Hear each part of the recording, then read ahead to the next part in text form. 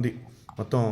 అంటే శాలిగ్రామం ఇదయ్యి వచ్చేటప్పుడు బ్యాగుల్లో మరి ఏమైందో మిస్టేక్గా ఇది ఇంతవరకు ఊడిపోయిందండి. అయితే మీకు ఇప్పుడు చూపిస్తా చూడండి, ఎంత విశిష్టతో చూడండి. ఇక్కడ సాక్షాత్ నారాయణ స్వరూపం శ్రీ మహావిష్ణవే నమః.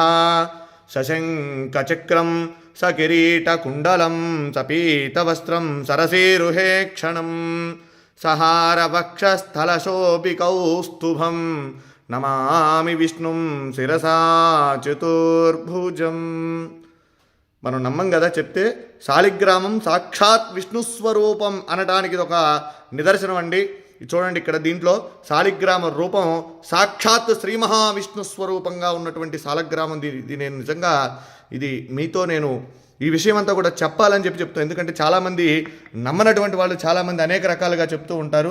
ఇదేమిటని ఇది సాక్షాత్ రాయి చూడండి, ఇది శాలిగ్రామం. దీంట్లో సాక్షాత్ విష్ణు స్వరూపం. మా పూర్వీకులు ఎప్పుడు కూడా తాతగారు వాళ్ళందరూ కూడా చెప్తూ ఉంటే నేను ఎప్పుడు కూడా దాన్ని ఉంటుంది, మనం ఆరాధన చేస్తాం కాబట్టి శాలిగ్రామం చేస్తూ ఉంటాం. కానీ ఇదిగోండి నా దగ్గరకు వచ్చిన తర్వాత కొన్ని సంవత్సరాల తర్వాత ఇది భిన్నమైంది శాలిగ్రామం. అయితే దాంట్లో సాక్షాత్ నిజంగా ఒళ్ళు గగురు పొడిచినాయండి. ఈ శాలిగ్రామంలో ఉన్నటువంటి శ్రీ మహావిష్ణువుని చూడగానే నాకైతే నిజంగా కళ్ళల్లోంచి నీళ్లు ఆగలేదండి.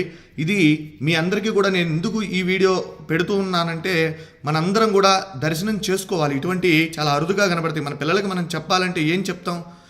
ఏదో జరిగిందిలే ఉందిలే అనుకోవటం కాదు. శాలిగ్రామం ఏంటంటే శాలిగ్రామం చూడండి, ఇది నేపాల్లో గండకీ నదిలో ఇవి శాలిగ్రామాలు మనకి నిక్షిప్తం అవుతూ ఉంటాయండి, అక్కడ దొరుకుతూ ఉంటాయి.